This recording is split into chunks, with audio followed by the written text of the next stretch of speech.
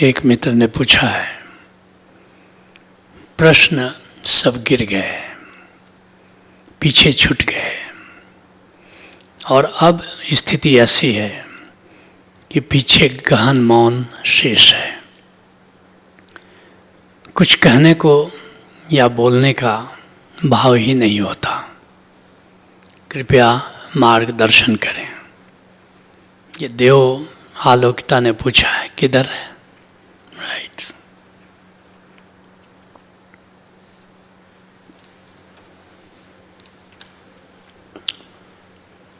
अध्यात्म की यात्रा प्रश्न से शुरू होती है। पहला, तुम्हारे मन में कौतूहल होता है। कौतूहल क्या है? सवाल उठते रहते हैं, जैसे बच्चे हैं। केवल प्रश्न है, उन्हें उत्तर की तलाश नहीं है। उत्तर के लिए वे सीरियस नहीं है। रास्ते चलते पूछेंगे, पापा ये आसमान नीला क्यों? तुम उत्तर दो ना दो, इसकी उन्हें कोई चिंता नहीं है। ये पत्तियां हरी क्यों? ये पानी ये क्या है? ये परियां होती हैं कि नहीं होती हैं? कहाँ से आती हैं? उत्तर ना दो या उत्तर दो, इसकी उनके परवाह नहीं है। उनको प्रश्न पूछने से मतलब है। अधिकतर बच्चों को तुम देखोगे। दूसरा स्टेज, थोड़ा तुम मैच्योर होते हो।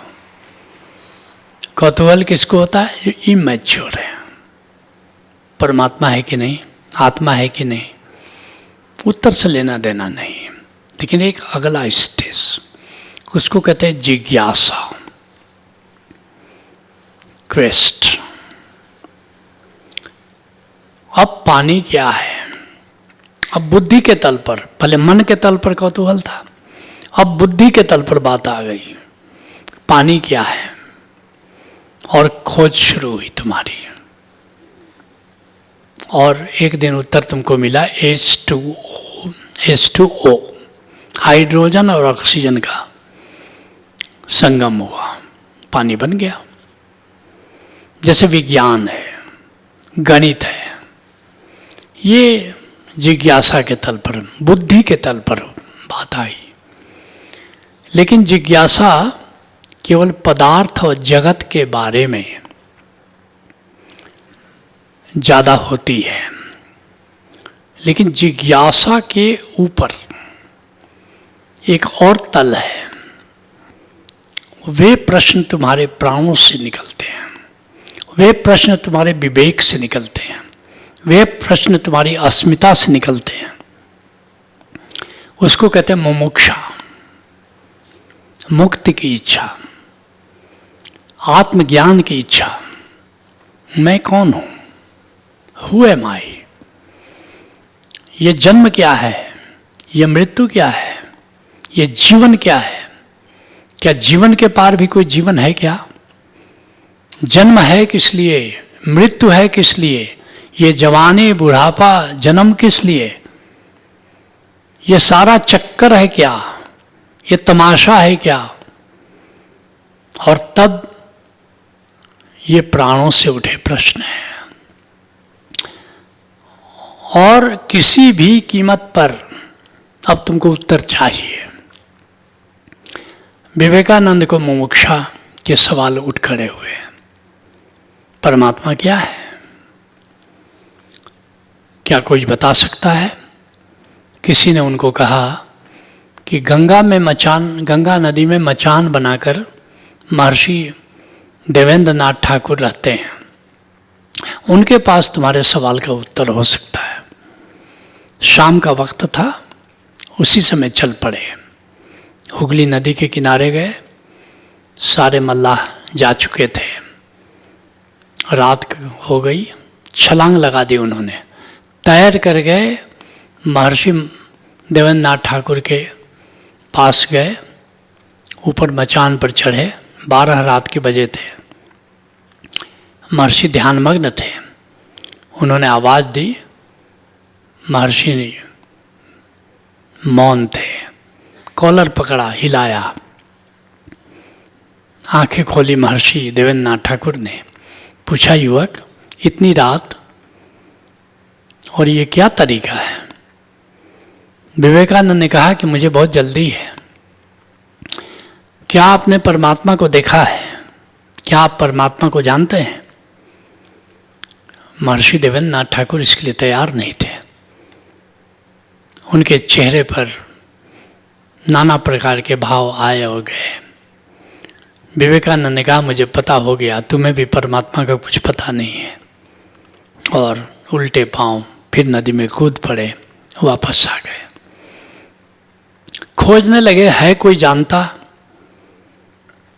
और किसी ने बताया कि दक्षिणेश्वर के मंदिर में एक पगला सा आदमी है, ऐसा लगता है कि वो जानता है।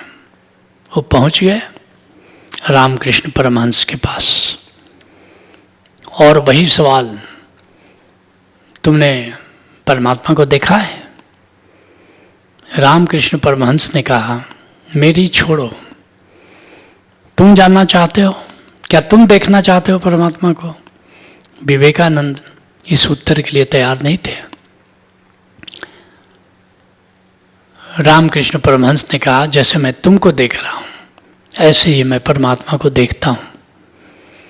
क्या तुम देखना चाहते हो? और विवेकानंद कहते हैं कि मैं इतने लोगों के पास गया, इतने बुद्धिजीवियों के पास गया और एक बिना पढ़े लिखे आदमी से मैं हार गया और फिर वे रामकृष्ण परमहंस के होके रह गए। जब तक ये मुमुक्षा नहीं उठे तब तक याद रखना तुम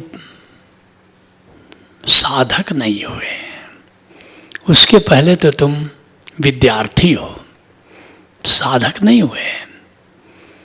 साधक का एक ही प्रश्न है, मैं कौन हूं? साधक का एक ही प्रश्न है, ये सृष्टि कहां से पैदा हुई? साधक का एक ही प्रश्न है कि मेरी यात्रा क्या है, ये जीवन क्या है, ये महाजीवन क्या है, ये परम जीवन क्या है? धीरे धीरे तुम्हारे प्रश्न गिरने लगते हैं। मुझे याद है, मेरा ग्रैंडसन जोश उसका नाम है, तो एक बार मैं बम्बई गया और वहाँ मेरी पुत्री है शोभा, अभी मौजूद है यहाँ। तो वहाँ जोश ने मुझसे पूछा कि नाना परियां होती हैं? मैंने कहा होती हैं। कहाँ रहती हैं? सामने चांद दिखाई दे रहा था। मैंने कहा वो चांद देखते हो ना, वहाँ रहती हैं। वो चांद को देखने लगा, कहा कि चांद तो बहुत दूर है, वहाँ से कैसे आती हैं? क्या उनके पंख होते हैं? मैंने कहा हाँ उनके पंख होते हैं। कैसे होते हैं पंख? मैंने कहा वो सुंदर सुंदर सफ़ेद सफ़ेद पंख होते हैं। और उन परियों के बारे में जो भी सवाल वो पूछ रहा था मैं उसको बता रहा था। तब तक शोभा आ गई, उसकी मम्मी।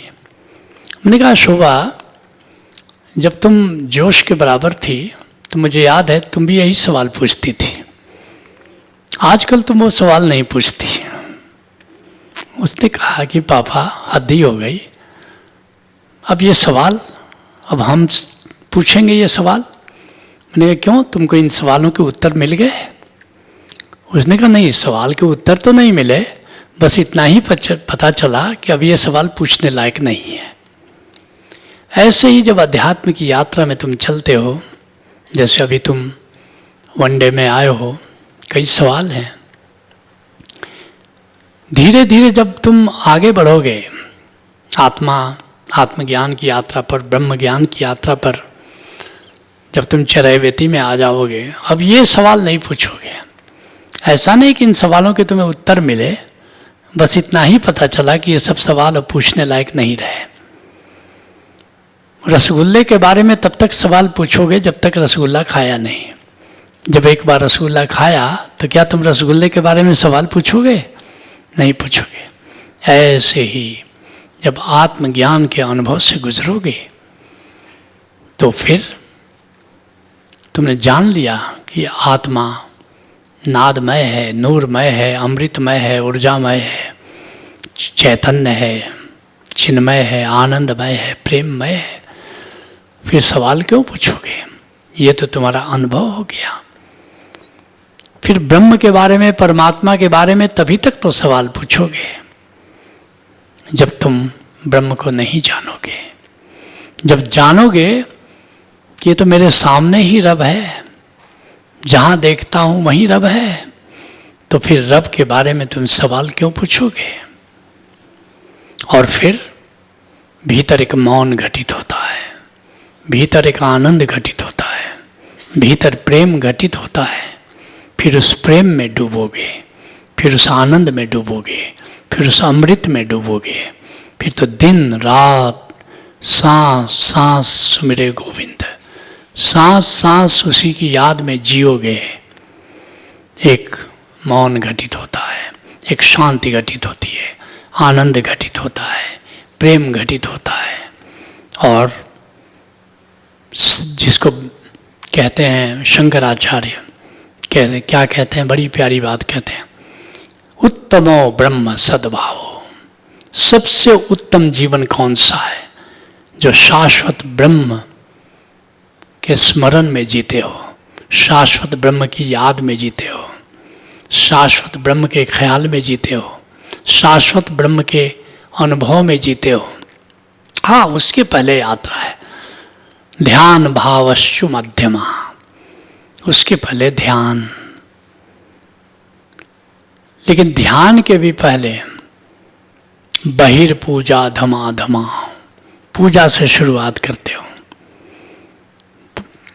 हिंदू घर में पैदा हुए हो तो मंदिर जाओगे, मुसलमान घर में पैदा हुए हो तो मस्जिद जाओगे। बहिर्पूजा धमाधमा, स्तुति जप अधमो भावो। जैसे नर्सरी है, पूजा नर्सरी है, स्तुति जप अधमो भावो। थोड़ा और बड़े हुए, प्राइमरी स्कूल में गए तो स्तुति करते हो, भजन करते हो, कुछ मंत्र जाप करते हो। फिर और हाई स्कूल में गए तो ध्यान भावश्चु मध्यमा। अब ध्यान, अब निराकार के प्रति जागना, ध्यान भावश्चु मध्यमा। लेकिन जब यूनिवर्सिटी में जाते हो तब वहाँ है उत्तमो ब्रह्म सद्भाव। फिर ब्रह्म को जानते हो और उस ब्रह्म के ख्याल में, ब्रह्म की याद में, ब्रह्म के स्मरण में जब जीते हो तो फिर तुम्हारा जीना अभी और यहीं हो जाता है। मोमेंट टू मोमेंट जिसको ओशो कहते हैं, तुम वर्तमान में जीते हो। वर्तमान में जो जीता है उसके मन में कोई प्रश्न नहीं होता है। जो भविष्य में जीता है, जो अतीत में जीता है, केवल उसके ही मन में प्रश्न उठता है। सारे प्रश्नों का एक ही उत्तर है, live moment to moment, live now and here. Let's acknowledge.